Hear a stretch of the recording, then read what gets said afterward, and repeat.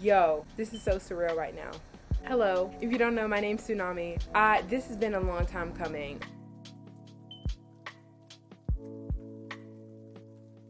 The last time I sat in front of a camera and had a monologue disguised as a dialogue between myself and an imaginary audience, it's been a little bit. When I was in Indonesia and in despair about the circumstances of my living, my monologue was like, wait, bitch, you have so much coming to you if you just wait.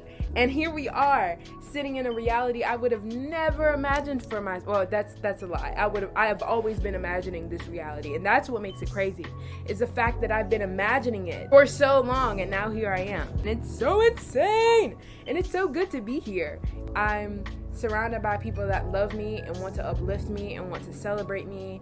I'm surrounded by love. Within, I'm fulfilled. Within, I'm joyful. I am celebrated. I am giving myself the princess treatment that I've always desired and I've always deserved. This is such an unfamiliar experience. And yet I'm so excited to be in this kind of space of unfamiliarity, not in the fearful space and not in the wondering how the fuck I'm gonna get through space, but this is new for me and this is so exciting. Things are changing. Anyway, wow. So the last time I was here, I was in Indonesia, and I was just talking about trying to convince myself that I didn't have anything to be fearful of. I didn't have anything to be weary of, right? And I was right. Of course I was, because at that point I feel like I was literally like, I was talking to myself, but it was like the divine had just like, look, bitch, let me take over because you about to piss me off. That's how it felt like. As I went back and watched that video, it's almost been a year today. Everything I was saying was like, damn, bitch, you better speak your truth. And none of that was influenced by anything but just me getting tired of myself. Me being tired of being scared and frustrated. And I was just like, I was spitting the business. I was spitting it out and I loved it. And I'm not doing that right now. I'm absolutely just like reminiscing and being excited about where I am and and how things have changed for me. I don't even have the capacity to go over all the things that have happened during my time in Australia, but just know I was on some shit. I was right. I was on the right path, and I still am on the right path. And every day I'm being reminded that I'm on the right path because like shit. So anyway, I'm at a friend's house, sitting on their back patio, my little incense lit in my money jar, planning out my weekend. It's just like, I love this for myself. I'm having so much fun being and learning and growing. Anyway, just things are working out. Someone bought me this laptop when I told them that I had been using the public library to create all the things that I've been creating. So much so that I'm literally on Queensland State Library. Actually, oh, look at that. That's me. I told the person that I had been using the state computer in order to create all the things, my newsletter, my weekly blog, my podcast, all the things. That's what I've been using. And I've been doing it pretty frequently, so I'm quite proud of myself. But it's this thing about, it's inconvenient having to stick to library hours and sometimes not having the space or energy to want to be in a public space. Sometimes I just want to sit by myself and do it that way, but I can't because I didn't have my own computer. And they were like, oh my God, let me buy you a laptop. I'm not going to say no to that because I've been literally begging on the internet for ages for someone to help me get a laptop. But this morning I was talking to myself as I was unboxing this laptop, and I was like, it was kind of like the universe was saying, no, it's not your time. You need to wait. I even tried to buy one for myself in 2020 so I could create these things. But it was this thing about, one, I wasn't finding ways to create what I wanted to create anyway. So it was kind of like, it would have been wasted resources. I bought my own computer, but then literally it crashed and they wouldn't send me another one. They just gave me a refund. And I was mad at the time because I didn't like the computer I had. It was slow, it was buggy, it was always dying, but it got the job done. But I wasn't doing the job, so it was kind of just like, it would have been a waste. And then I would have been like, oh, I got to sell my old laptop now and not really got around to selling. It would have just been a lot. And that laptop that I did have was stolen from me anyway. So it's just this thing about divine timing. All of the things that I've ever desired, I have to recognize that they're on their way to me, but I need to wait. I have to wait. Trying to take them or get them myself, or I don't think I'll have to ask anymore. I feel like I'll just make it known what I need and it will be provided for me. That's the kind of life I'm living now, because I didn't ask for this. I didn't ask to be here. I didn't ask for this laptop, but after being made aware of what my needs were, it was offered to me.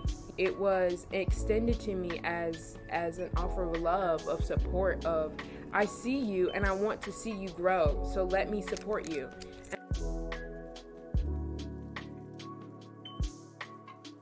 And I love that. Now, someone brought up a good point about 333, about not just thanking a faulty ATM. And what they meant by that is, if you asked for $1,000 and the ATM gave you $400, you wouldn't say, oh, well, at least I got $400 and walk away. You would be like, what the fuck? Where's the rest of my money?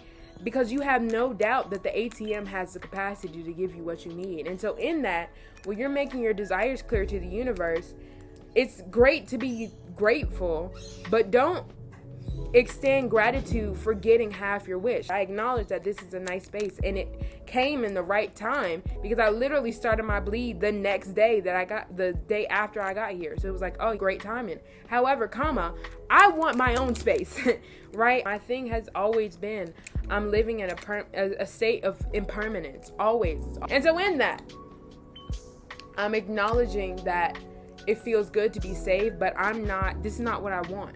I want more than this, right? I want the whole thing. I don't want half of it. And I think that's my message for myself for today, is that it's good to be aware that what you have is great, but it's also good to know that you want and deserve more. You don't have to settle for the scraps that you're given just because they're better than what you've experienced. If you want a full 3-course meal, don't send up thanks and praises for an appetizer.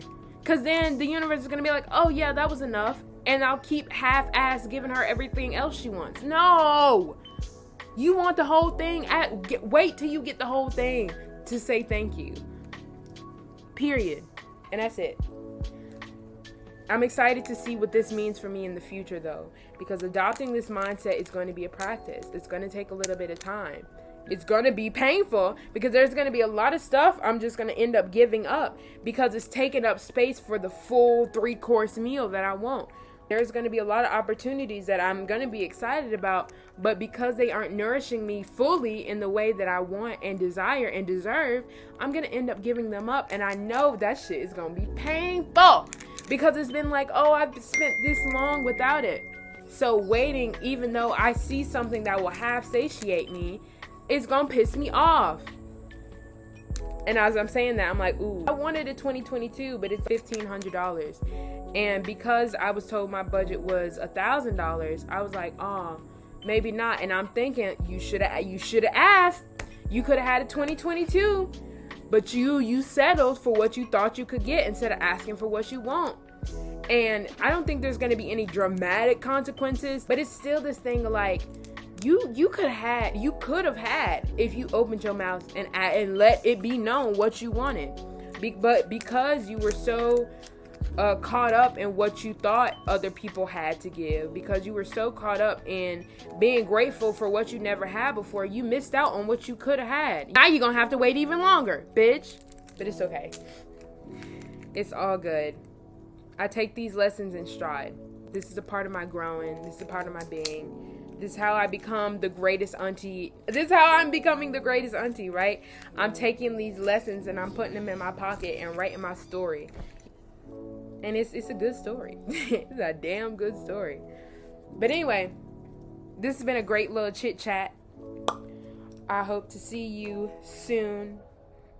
Thanks for holding space for my reflection. I love you.